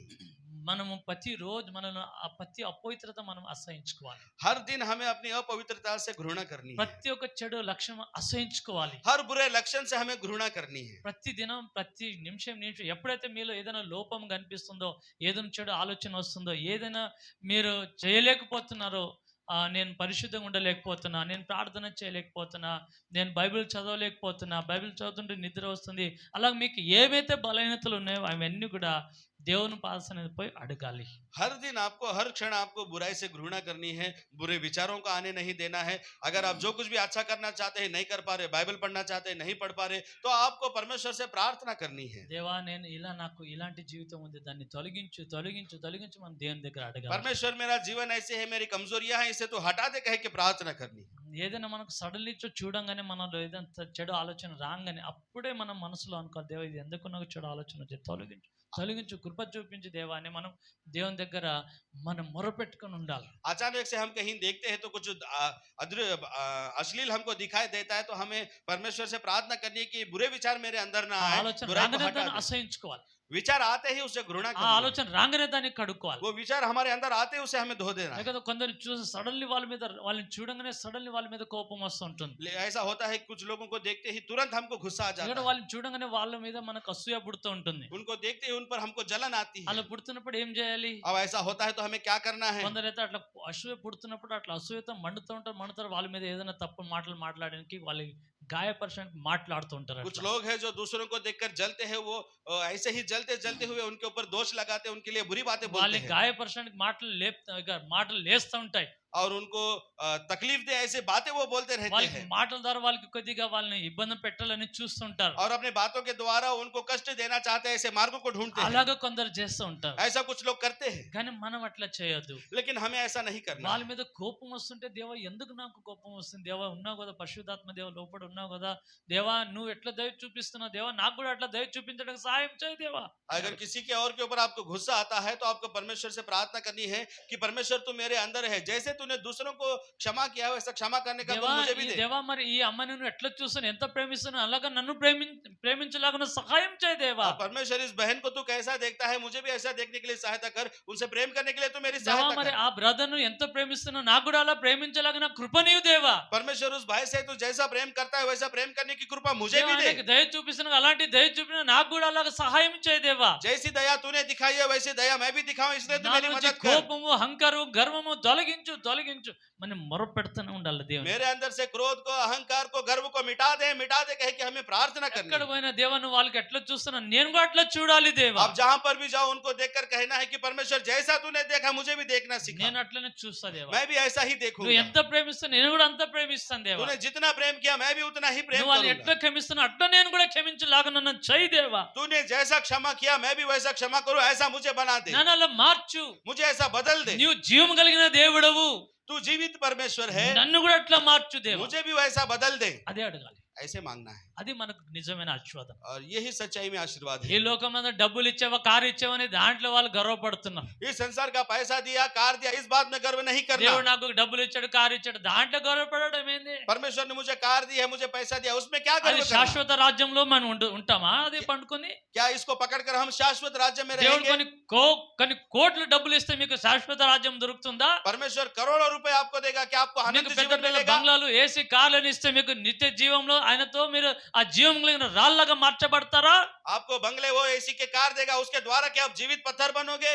అట్లా ఎప్పుడు మారం. ऐसा कभी नहीं దాంట్లో होगा। మీరు ఆనందించకండి. उसमें आप आनंद मत దేవుడు నన్ను मनाइए। ఆశీర్వదించాడు. परमेश्वर ने मुझे आशीर्वाद दिया, आशीर्वाद అది दिया। ఎందుకు మిమ్మల్ని ఆశీర్వదించాడంటే वो क्यों आपको आशीर्वाद देता है? మీ ఆశీర్వదించి మీ ద్వారా కొన్ని దేవుని కార్యం జరిగించండి భూమి మీద అంతగా దేవుడు మిమ్మల్ని ఆశీర్వదించాడు. आपके आशीर्वाद के द्वारा इस संसार में कुछ काम हो, इसलिए आपको आशीर्वाद మీ देता है। ద్వారా లోకానికి మేలు జరగాలి అందరూ కూడా మిమ్మల్ని మీ ద్వారా కొద్దిగా దేవుని కార్యం జరగాలని దేవుడు మిమ్మల్ని आपके ఆశీర్వదించాడు. द्वारा इस संसार को कुछ लाभ हो, परमेश्वर का काम हो, इसलिए वो మీ आशीर्वाद చేత देता है। ఎంత ధనం వచ్చినా ఎంత మీకు ఘనత వచ్చినా అదంతా కూడా దేవుని మహిమ కోసం వాడుకోవాలి.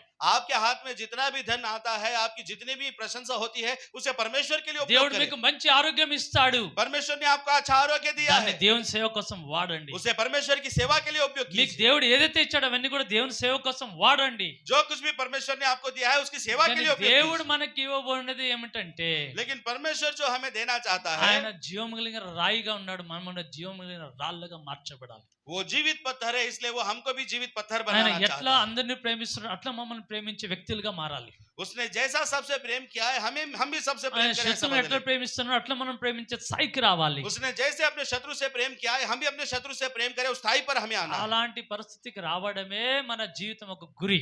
और ऐसे स्थिति पर आना ही हमारे जीवन का लक्ष्य है। అలాగ మనం మార్చబడాలి. ऐसा हमें बदलना है। అలా చేయాలంటే ఏం చేయాలి? अगर ऐसा करना है तो हमें क्या అలాగా करना होगा? దేవునిలాగా మీరు దేవునిలాగా ఆలోచించడం, దేవునిలాగానే మాట్లాడడం, దేవునిలాగా ఉండడం అంటే అలా కావాలని మీకు ఇష్టమా? परमेश्वर के जैसा मैं बात करूं, परमेश्वर के जैसा मैं विचार करूं, ऐसा क्या आपकी इच्छा है? అలా కావాలంటే ఏం చేయాలి? अगर ऐसा करना है तो मुझे क्या करना है? ఏం చేస్తే మనం దేవునిలాగా అయిపోతాం? क्या करने से मैं परमेश्वर के जैसा हो जाऊंगा? ఏం చేస్తే?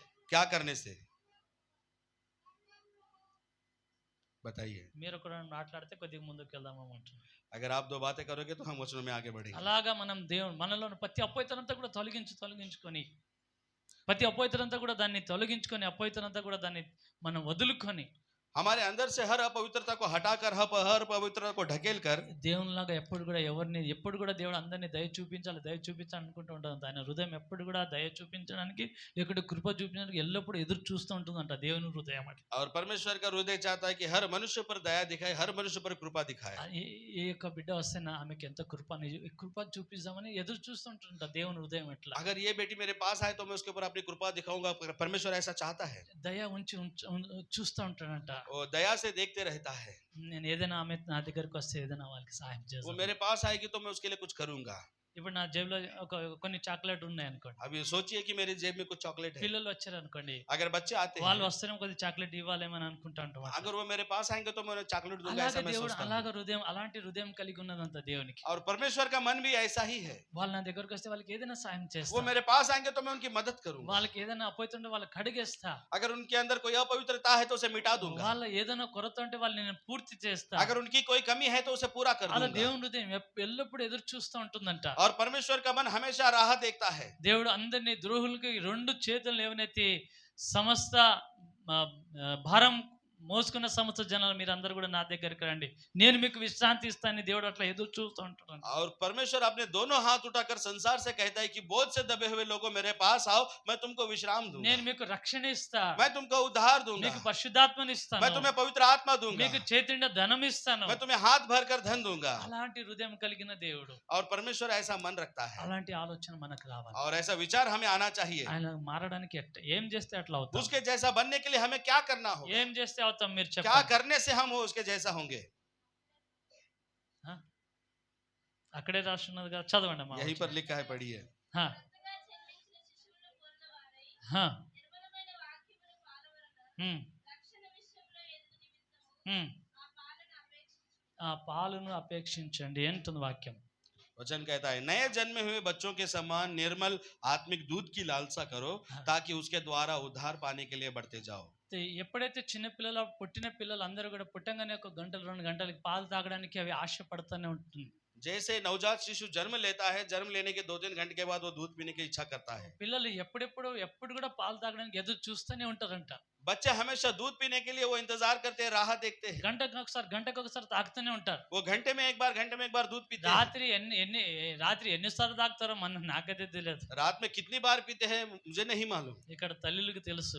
यहाँ पर बैठी हुई माताओं को मालूम है।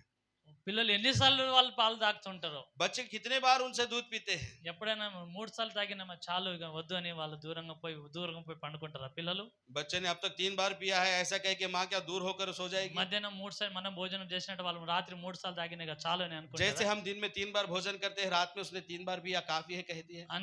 పిల్లలు అనుకుంటారు అట్లా. क्या बच्चे ऐसा कहते हैं? వాళ్ళకి ఎప్పుడు మేలుకు వస్తున్నప్పుడు పాలు తాగుతూనే ఉంటారు. जब भी बच्चे जागते हैं वो दूध ही पीते हैं వాళ్ళు మేలుకడమే చాలు వాళ్ళు పాలు కావాలని కోరుకుంటారు. और उनका जागना काफी है कि उनको दूध ही चाहिए। వాళ్ళకి ఎంత జ్ఞాపకం రాగానే వాళ్ళు పాలు కావాలి అనుకుంటారు. जब उनको याद आती है तब उनको दूध ही चाहिए। వాళ్ళకి ఎప్పుడు కూడా కావాలి పాలు కావాలి, ఎప్పుడు కూడా తాగడం ఆశతో మనం ఉండాలంట. మనం కూడా और बच्चे जैसा मुझे दूध चाहिए कहते हैं, हमें भी इस आशा से रहना है। మీరు పిల్లలు చేతిలో ఏమని ఇవ్వండి, వాళ్ళు ఎట్లా చేస్తారు? వాళ్ళు ఏదైనా ఒక ఆట సామాన్ కానీ లేకపోతే ఏదైనా ఒక చిన్న వస్తువు ఇస్తే వాళ్ళు ఏం చేస్తారు చూడండి.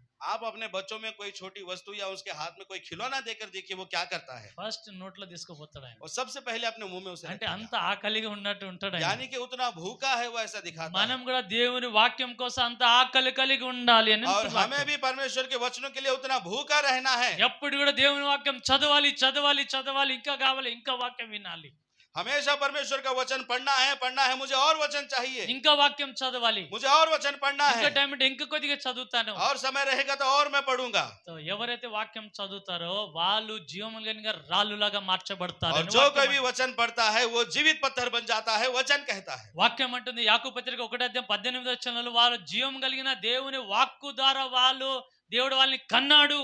और वचन कहता है याकूब की पत्री 1:18 वचन में परमेश्वर ने उनको जीवता पत्थर बना ఈ दिया है। సృష్టిలో వాళ్ళకి మొదటి ప్రథమ స్థానం దేవుడు ఇవ్వబోతున్నాడు. इस संसार में सबसे पहला प्रथम स्थान परमेश्वर ने उसको दिया है। ఎవరికి? किसको दिया है? వాక్కు ద్వారా ఎవరైతే కంటున్నాడో దేవుడు వాళ్ళకే ప్రథమ స్థానం. जो कोई भी वचनों के द्वारा जन्म लेता है उसी को परमेश्वर प्रथम ఎవరైతే स्थान देता है। వాక్యానుసారంగా వాళ్ళ జీవితం కట్టుకుంటే వాళ్ళు జీవములు కలిగిన రాళ్ళులాగా మార్చబడతారు. जो कोई भी वचनों के द्वारा अपने जीवन को चलाता है वो जीवित पत्थर बन जाता है। వాళ్ళు ఇప్పుడు ఏ పార్టీ వాడు కాదు వాళ్ళు. और अब वो क्या मनुष्य नहीं ఎవరైతే है। వాక్యానుసారంగా వాళ్ళ జీవితం కట్టుకుంటే వాళ్ళు ఏ పార్టీ వాడు కాడు. जो कोई भी अपने वचनों के अनुसार जीवन चलाता है वो कोई मनुष्य नहीं है। ఆయన గొప్ప స్థానంలో దేవుడు ఉంచుతాడు. దేవుడు परमेश्वर उसको एक उन्नति के स्थान पर దేవుడు रखेगा। ఆయనకి కొత్త సృష్టి అని పిలువబడు. परमेश्वर उसको नई सृष्टि कह के बुलाएगा। కొత్త సృష్టి, नई सृष्टि कह के बुलाएगा। పాతని గతించి కొత్తదిగా అని కొత్త సృష్టి దేవుడు जो ఇస్తాడు. कुछ पुराना था वो जाता रहा, अब परमेश्वर ने उसको नया बना दिया है। వాక్యం ఇలా అంటుంది. वचन इस प्रकार कहता है। ఒకసారి ఒక వచనం చూడండి. కొలొస్సీయులకు రాసిన పత్రిక 1:21 చూడండి. एक बार हम और एक वचन देखेंगे, कुलुस्सियों की पत्री इसका पहला अध्याय और 24वें वचन। 21 వచనం. 21 మీరు గత కాలమందు దేవునికి దూరస్తులను మీ దృష్టిల వలన హ్మ్, మీ మనసులో ఆ, విరోధ భావము గలవారై ఉండిన ఆ, మిమ్మల్ని కూడా ఆ, తన సన్నిధిని ఆ. పరిశుద్ధులుగాను నిర్దోషులుగాను నిరపరాధులుగాను నిలవబెట్టుటకు ఆయన మాంసయుక్తమైన దేహమందు ఆ, మరణము వలన ఆ, ఇప్పుడు మిమ్మల్ని సమాధానపరిచెను. ఆ. చదవండి దాని మీద కట్టబడిన వారై హ్మ్, స్థిరముగా ఉండి ఆ. మీరు విన్నట్టియు మీరు విన్నట్టు ఆకాశం క్రింద ఉన్న ఆకాశం కింద ఉన్న సమస్త సృష్టికి సమస్త సృష్టికి ప్రకటింపబడినట్టు ప్రకటించబడినట్టు ఈ సువార్త వలన ఈ సువార్త వలన కలుగు నిరీక్షణ నుండి కలుగు నిరీక్షణ నుండి తొలగిపోక తొలగిపోక విశ్వాసమందు నిలిచి ఉండిన నిలిచి ఉండిన ఎడల ఎడల ఇది మీకు కలుగును. ఇది మీకు కలుగును. ఇది వాక్యం అంటది. ఈ దేవుడు మనకి ఏదైతే ఇవ్వాలనుకుంటున్నాడో దేవుడు మనకు తన రాజ్యంలో మనం పరిశుద్ధులంగా నిర్దోషులంగా న్యాయవంతులుగా దేవుడు నిలబెట్టుకోవాలంటే ఏం చేస్తే అక్కడ మనం నిలబడతాము. परमेश्वर हमें क्या देना चाहता है, उसके राज्य में वो हमें धर्मी बनाकर न्यायी बनाकर खड़ा करना चाहता है। तो वचन ये कहता है మీరు నిర్దోషులుగా నిలబెట్టబడాలి దేవుని ఎదుట.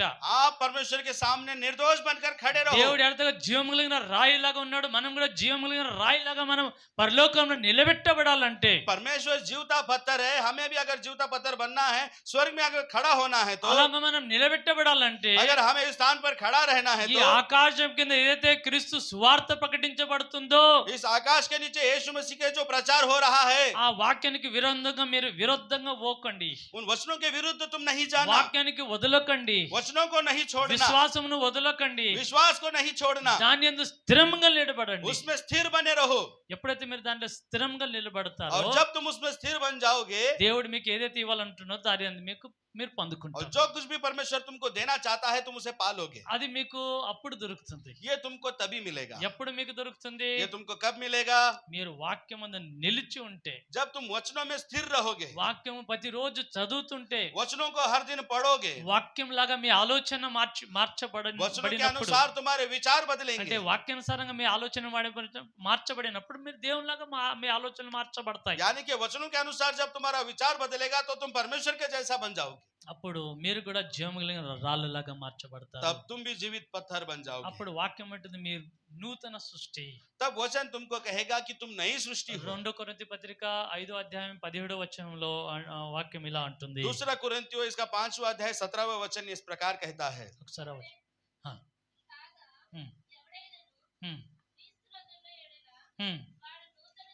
వాడు నూతన సృష్టి, పాతవి గతించెను, ఇదిగో కొత్తవాయను అంటుంది వాక్యం. वचन कहता है इसलिए यदि कोई मसीह में है तो वो नई सृष्टि है, पुरानी बातें बीत गई, देखो सब बातें नई हो गई है। సో ఎవరైతే క్రీస్తులో అంటే దేవుని వాక్యంలో వాళ్ళు ఉంటారో, దేవునిలో ఉంటారో, వాళ్ళు కొత్త సృష్టి. जो कोई भी यीशु मसीह में रहता है वो नई सृष्टि है। ఇక వాళ్ళు పాతవన్నీ కూడా, పాత లక్షణాన్ని కూడా వదులుకున్నారు కాబట్టి, और उसने अपने पुराने लक्षण को छोड़ दिया है, వాళ్ళు పాప इसलिए జీవితం వదులుకున్నారు కాబట్టి, उसने अपने पुराने जीवन को छोड़ వాళ్ళు दिया है, అపవిత్ర इसलिए జీవితంతో దాన్ని వదులుకున్నారు और కాబట్టి, पवित्र जीवन को छोड़ दिया है, इसलिए వాళ్ళు కొత్తగా వాళ్ళు మళ్ళొకటి వాళ్ళు దాన్ని అవలంబిస్తున్నారు కాబట్టి, वो नया अपना रहे हैं, इसलिए దేవుని వాక్యానుసారంగా తమ జీవితం కట్టుకుంటున్నారు కాబట్టి परमेश्वर के वचनों के अनुसार अपना जीवन चला रहे हैं, వాళ్ళు కొత్త इसलिए సృష్టి అంటుంది वो వాక్యం. नई सृष्टि है, वचन कहता క్రీస్తు है। రక్తంలో కడగబడడం వలన మనం కొత్త సృష్టి అవుతాం. मसीह के लहू में जो धोया गया है वो नई सृष्टि है। కొత్త సృష్టి ఎవరైతే ఉన్నారో, जो कोई भी नई सृष्टि है, ఈ లోకంలో ఏ శక్తులు కూడా మిమ్మల్ని ఏం ముట్టజాలవు. इस संसार की कोई शक्ति आपको छू नहीं सकती। ఏ శక్తి కూడా, వాస్తు శక్తి గాని, कोई शक्ति हो, चाहे वास्तु की शक्ति हो వాస్తు శక్తి గాని, లేకుంటే ఏమంటారు నక్షత్ర శక్తి గాని, या कोई ताराओं की शक्ति हो, నక్షత్ర नक्षत्र की शक्ति हो, శాస్త్ర ప్రకారంగా వాళ్ళు చూస్తూ ఉంటారు. शास्त्रीय जो शास्त्र के प्रकार देखा जाता है, ఏదైనా ముహూర్తం చూస్తూ ఉంటారు. वो मुहूर्त देखते हैं। పెళ్లి చేయాలంటే మరి ఇది నక్షత్ర శాస్త్రం చూస్తూ ఉంటారు. अगर किसी की शादी करना है तो वो मुहूर्त देखते हैं, లేకుంటే వాళ్ళకి ఏదైనా ఉంటే గృహ ప్రవేశం చేయాలంటే ఒక దినం, మంచి దినం చూస్తుంటారు. या नए घर में प्रवेश करना है तो अच्छे दिन को देखते ఆ हैं నక్షత్ర శాస్త్రం చూస్తుంటారు. और नक्षत्र के हिसाब से उसे देखते हैं। అలా చూసి వాళ్ళు పెట్టుకుంటారు. उस प्रकार से वो देखकर वो मुहूर्त तय करते లేకుంటే हैं, ఇల్లు కట్టుకొని ఉంటారు. या फिर नया घर बांधने के लिए सोचते हैं, వాస్తు చూస్తూ ఉంటారు. वास्तु को देखते हैं, ఎక్కడ డోర్ పెట్టాలి, कहाँ पर दरवाजा ఎక్కడ रखना है, కిటికీ పెట్టాలి, कहाँ पर खिड़की रखनी ఎక్కడ है, కిచెన్ పెట్టాలి, कहाँ पर किचन बनाना ఎక్కడ है, బాత్రూమ్ పెట్టాలి, कहाँ पर बाथरूम बनाना है। అది అంతా కూడా పాత ఉన్న వారిని అది వర్తిస్తుంది. ये सभी पुराने लोगों के लिए वो किया ఎవరైతే गया ఇంకా है। పాపములు చేస్తారో వాళ్ళని ఆ శక్తులు ఆటంకపరుస్తాయి. जो कोई भी पाप में जी रहा है उनके लिए वो शक्ति आतंक है। ఎవరైతే ఇక వాళ్ళ క్రీస్తు రక్తం ద్వారా కడగబడలేదో వాళ్ళకి వాస్తు శక్తులు వాళ్ళకి ఇబ్బంది పెడతాయి. और जो कोई भी यीशु मसीह के लहू से नहीं धोया गया है, वास्तु की शक्ति उनको आतंक करती है। ఎవరైతే క్రీస్తు రక్తం ద్వారా కడగబడతారో వాళ్ళు కొత్త సృష్టి. जो कोई भी यीशु के लहू से धोया गया है वो नई सृष्टि వాళ్ళకి है। ఏ శక్తి వాళ్ళ మీద పని చేయదు. कोई शक्ति उनके ऊपर काम नहीं ఏ करती, దురాత్మలు వాళ్ళ మీద పని చేయవు. कोई दुरात्मा उसके ऊपर काम नहीं ఎందుకంటే करती, క్రీస్తు వాక్యం వాళ్ళలో ఉంది, క్రీస్తు రక్తము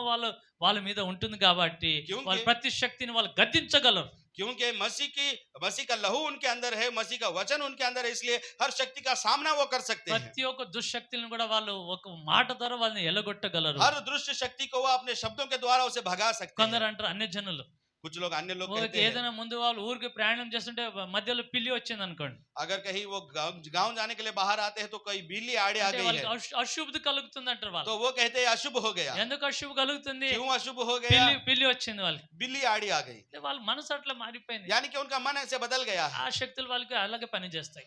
ये वो शक्ति उनके लिए वैसे ही काम करती భయపడతారు కాబట్టి है।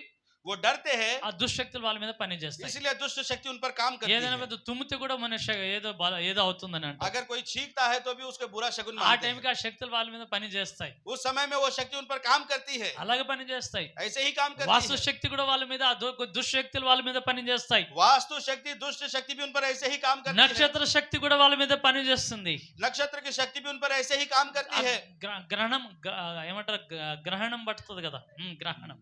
जिस दिन ग्रहण होता है उस दिन వాళ్ళు కూడా భయపడతారు అప్పుడు. वो लोग भी डरते हैं। ఆ శక్తుల మీద పని చేస్తామని. वो शक्ति के नीचे वो काम नहीं करते। నువ్వు కొత్త సృష్టి కాబట్టి మీద ఏం పని చేయవు. आप नई सृष्टि हो इसलिए आपके ऊपर कुछ काम नहीं దాన్ని करेगा। అంతగా కంట్రోల్ చేసేంత శక్తివంతుడైన దేవుని రక్తం మీ మీద ఉన్నది కాబట్టి మీరు కొత్త సృష్టి.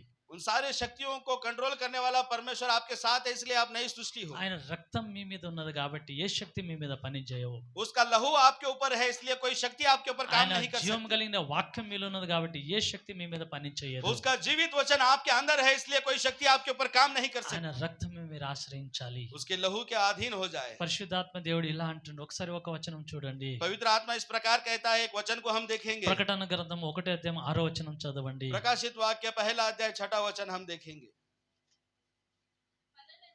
మనలను ప్రేమించుచు తన రక్తము వలన మన పాపముల నుండి మనలను విడిపించిన వానికి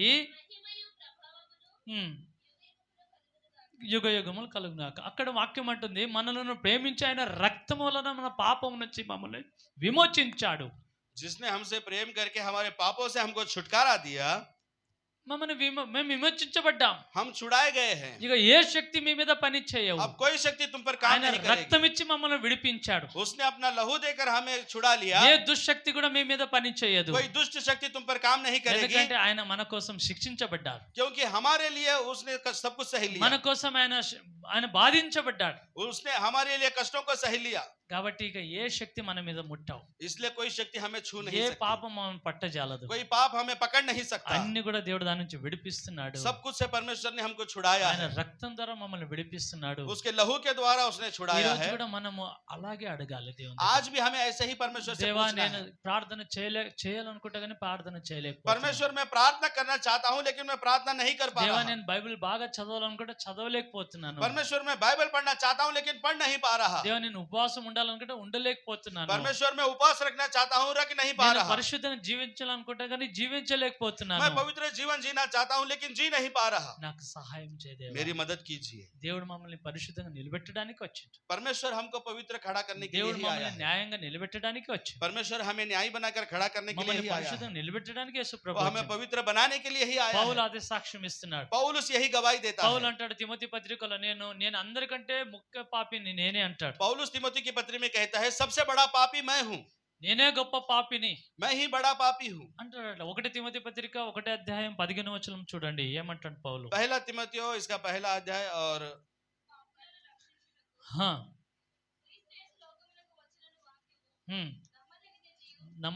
నమ్మదగినది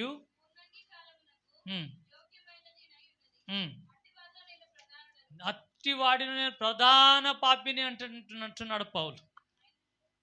నేను అందరిలో గొప్ప పాపిని, నేనే ప్రధాన పాపి అని చెప్పుకుంటున్నాడు పౌలు అక్కడ. सबसे बड़ा पापी मैं हूँ कह के पौलुस यहाँ पर कहते हैं। నేను అందరికంటే ప్రధాన పాపి నేనే అంటున్నాడు. सबसे बड़ा पापी मैं ही हूँ कह के वो कहते हैं। పాపంగా ఆయన కొన్ని రోజులు అట్లా జీవించాడు. कुछ दिन वो पापों में उसने अपना जीवन ఎప్పుడైతే बिताया। యేసు ప్రభు దగ్గరికి యేసు ప్రభుని ఆయన దర్శించాడో, जब उसने यीशु मसीह का दर्शन యేసు पाया, ప్రభులో ఆయన యేసు ప్రభు దగ్గరికి చేర్చబడ్డాడు. जब वो यीशु मसीह के पास बुलाया ఆయన गया, జీవితం మార్చబడింది. उसका जीवन बदल ఆయన गया। హృదయంలో వాక్యము నింపుకున్నాడు. उसके हृदय में उसने वचनों को भर लिया। తర్వాత ఏమంటాడంటే बाद में वो ये कहता है నాలో ఏ దోషం లేదంటాడు.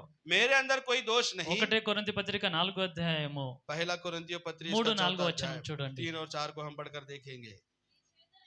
హా. నేను విమర్శించబడుట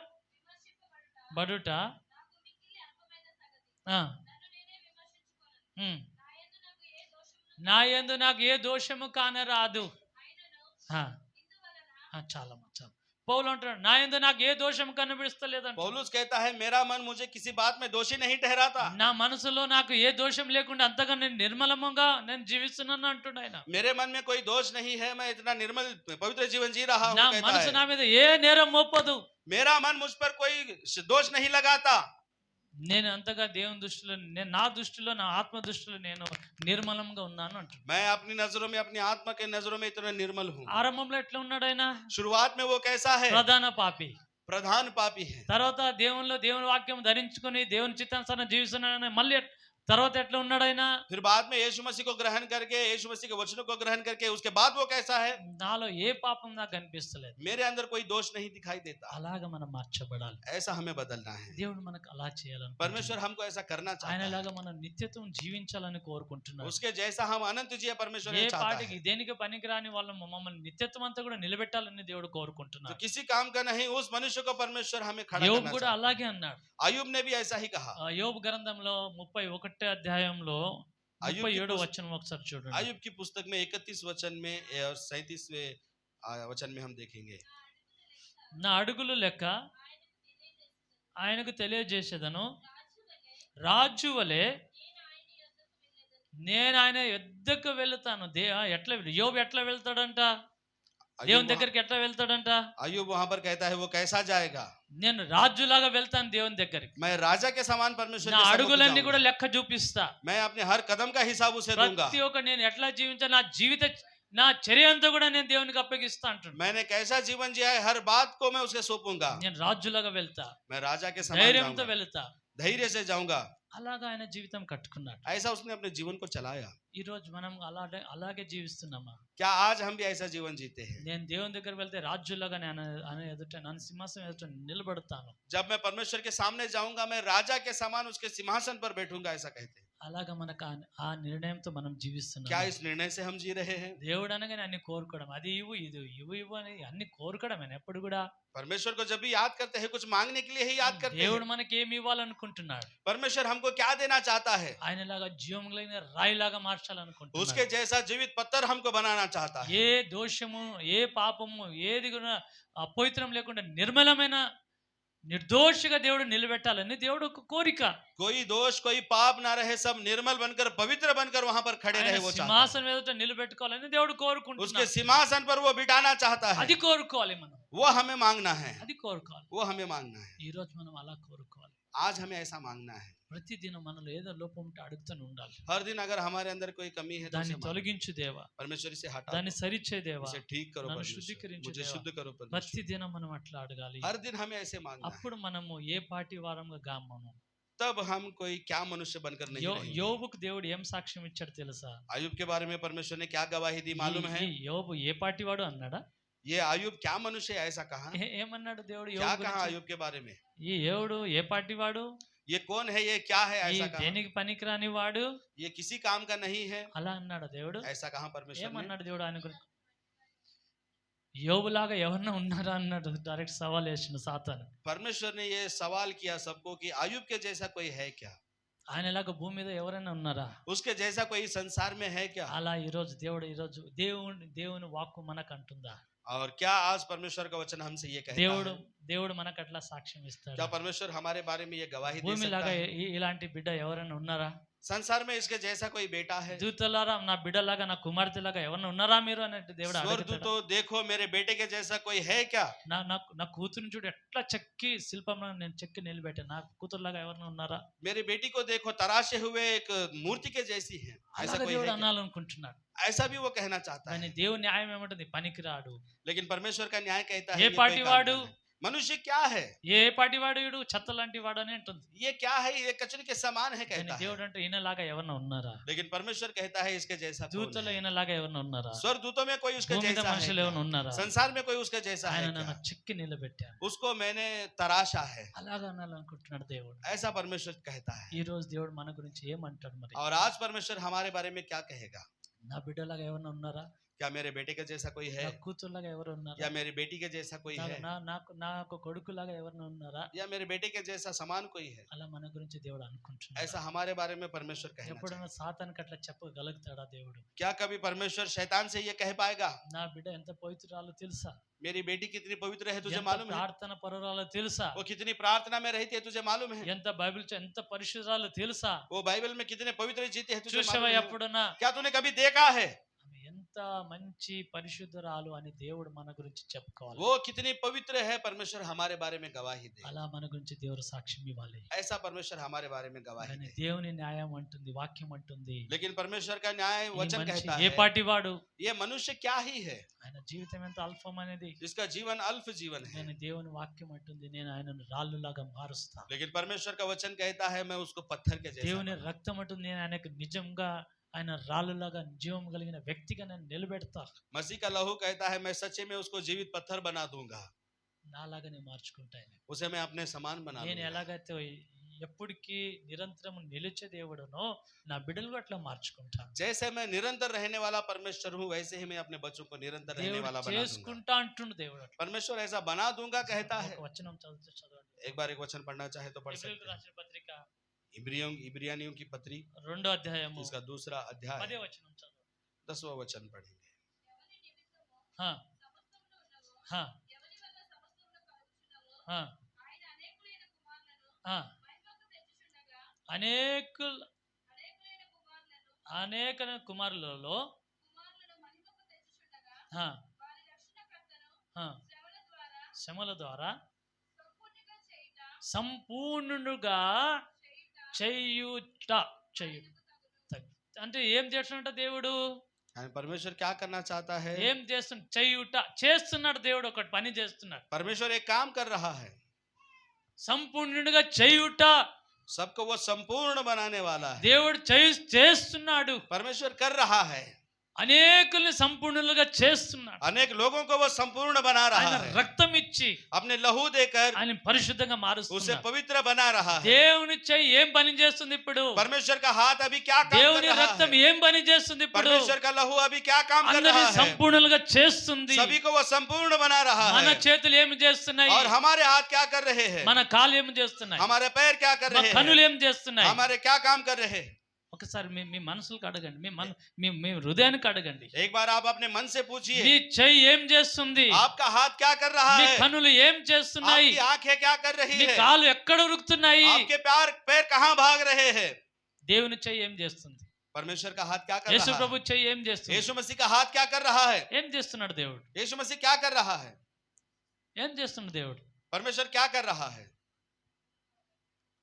చేస్తున్నాడు. మమ్మల్ని అందరినీ సంపూర్ణులుగా ఆయన చెయ్యి ఇట్లా పని చేస్తుంది. ఇప్పుడు हम सबको संपूर्ण बनाने के लिए उसका हाथ काम कर रहा ఆయన है, రక్తం ఇట్లా పని చేస్తుంది. उसका लहू काम कर रहा మన है। చేతులు ఏం చేస్తుంది? हमारे हाथ क्या कर रहे మన हैं? మోకాలు ఏం చేస్తున్నాయి? हमारे घुटने क्या कर మన रहे हैं? పాదాలు ఏం చేస్తుంది? हमारे पैर क्या कर रहे हैं? మన కన్నులు ఏం చేస్తున్నాయి? हमारी आंखें क्या कर रही हैं? దేవుడు చేసిన పని చేస్తుందా? क्या जो परमेश्वर कर रहा है वही कर रही है? ఆమె సర్వ సృష్టి కూడా ఆయన కోసమేంట. सारी सृष्टि उसके लिए है। కానీ అది ఎంత కూడా చేశాడు, కానీ ఇంకొకటి పని చేస్తున్నాడు దేవుడు అక్కడ. ये सब कुछ परमेश्वर ने बनाया है, అక్కడ लेकिन వాక్యం और एक ఎలా काम कर रहा ఉంటుంది? है। సర్వమంతా కూడా ఆయన కోసమే సూచించబడ్డాయి.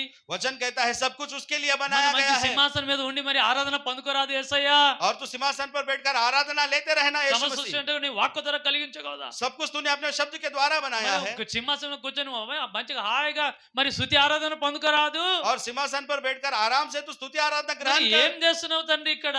तू यहाँ पर क्या कर रहा है पिता? ప్రతి ఒక్కరిని పిలిచి వాళ్ళని సంపూర్ణంగా చేస్తున్నాడు. वो हर एक को बुला बुलाकर उसे संपूर्ण कर। సృష్టి అంతా కూడా చేశావు, सारी सृष्टि को बनाया, దానిలో ఆనందించు. उसमें आनंद मना, కానీ అక్కడ ఆనందిస్తలేడు దేవుడు. लेकिन परमेश्वर वहां पर आनंद नहीं मना रहा। సృష్టి అంతా కూడా చేశాడు, కానీ सारी सृष्टि को बनाया, लेकिन ఇంకొకటి పని చేస్తున్నాడు. और एक भी काम वो कर रहा ప్రతి है। ఒక్కరిని సంపూర్ణంగా हर చేయాలి एक व्यक्ति को संपूर्ण बना रहा ఆయన है, లాగా. उसके जैसा। దేవుడు అట్లా చేస్తుంటే ఈ రోజు మనం దేవునికి సహకరిస్తున్నామా? परमेश्वर ऐसा कर रहा है तो क्या हम उसकी मदद దేవుడు कर रहे మమ్మల్ని हैं? పరిశుద్ధంగా మార్చాలని అనుకుంటే ఆయన చేతుల్లోనికి మన జీవితం ఇస్తున్నామా అంటున్నా. परमेश्वर हमें पवित्र बनाना चाहता है कि हम अपने जीवन को उसके हाथ పరిశుద్ధాత్మ में दे దేవ, रहे నా हैं। జీవితం నీ చేతిలో పెడతా, నన్ను నడిపించు. पवित्र आत्मा मैं अपने जीवन को तेरे हाथ में నా सौंपता हूं, तू मुझे జీవితంలో चला। నాకు ఒక చిన్న ఎంత ఆవగింజంతా కూడా ఆలోచన నేను పెట్టకుండా నా జీవితం అంతా కూడా నీ చేతిలో అప్పగిస్తా దేవా, నన్ను సంపూర్ణంగా మార్చు. मैं अपने लिए एक राई के दाने के समान भी विचार नहीं करूंगा, मैं तेरे हाथ में सौंपता हूं, तेरी इच्छानुसार నా मुझे चला। ఉద్దేశం ఏమి కూడా నేను వాడుకుని ఇప్పుడు నా జీవితం నీ చేతిలో పెడుతున్నా, నన్ను సంపూర్ణంగా మార్చు. मैं अपने उद्देश्य को उपयोग नहीं करूंगा, मैं अपने जीवन को तेरे हाथ में నా सौंपता हूं। ఆలోచన ఇప్పుడు నేను వాడను, मैं अपने विचारों का उपयोग नहीं నా करूंगा, ఉద్దేశం నేను వాడను, अपने उद्देश्य को नहीं उपयोग నా करूंगा। జీవితం నీ చేతిలో పెడతా. मेरा जीवन तेरे हाथ में सौंपता हूं। నన్ను ఎట్లా చేస్తావో చెయ్యి, तू जैसा चलाना चाहे वैसा ఎట్లా चला। నడిపిస్తావు నడిపించు. और जैसा करता है वैसा कर। నన్ను నీలాగా జీవం కలిగిన రాయిలాగా నన్ను మార్చు. मुझे तेरे जैसा जीवित पत्थर बना दे। అలా నీ జీవితం అప్పగించు దేవుని చేతిలో. ऐसा हम अपना जीवन परमेश्वर के నీ हाथ में జీవితం सौंपेंगे। దేవుని చేతకి. आपका जीवन परमेश्वर के हाथ में దయచేసి दीजिए। మన జీవితం దేవునికి సమర్పణ कृपया చేద్దాం. करके हम अपने जीवन को परमेश्वर के हाथ में దేవుని सौंपेंगे। చెయ్యి మమ్మల్ని సంపూర్ణంగా చేయాలనుకుంటుంది. परमेश्वर का हाथ हमें संपूर्ण बनाना ఆయన चाहता है, రక్తము మమ్మల్ని పరిశుద్ధంగా నిలబెట్టాలనుకుంటుంది. उसका लहू हमें पवित्र बनाना चाहता है। ఒకవేళ మీ జీవితం దేవుని చేతికి ఇవ్వలేకపోతే अगर आप अपने जीवन को परमेश्वर के हाथ में नहीं दोगे నీ జీవితం ఏ పాటిది పనికిరాదు, तो आपका जीवन क्या ही है?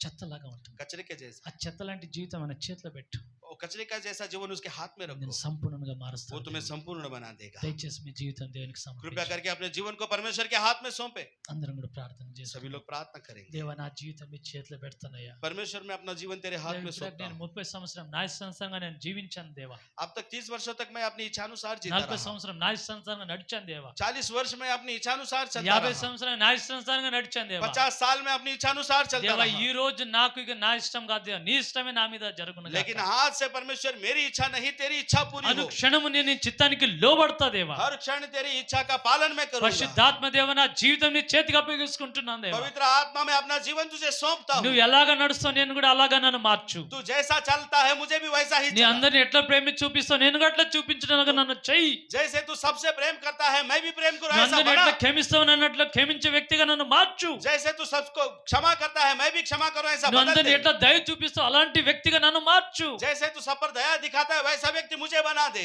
ఘోర పాపులను చూసినప్పుడు నువ్వు ఎంతగా కనికరించబడతావు అట్లాగా నన్ను కనికరంగా మార్చు దేవా. भयंकर पापियों को देखकर तू जैसे करुणा दिखाता है वैसा मुझे भी बना दे। ఆ కరికరణ వ్యక్తిగా నన్ను మార్చు దేవా. वो करुणामय व्यक्ति मुझे भी నువ్వు बना ఎలా दे। ఆలోచన చేస్తావు అలా నేను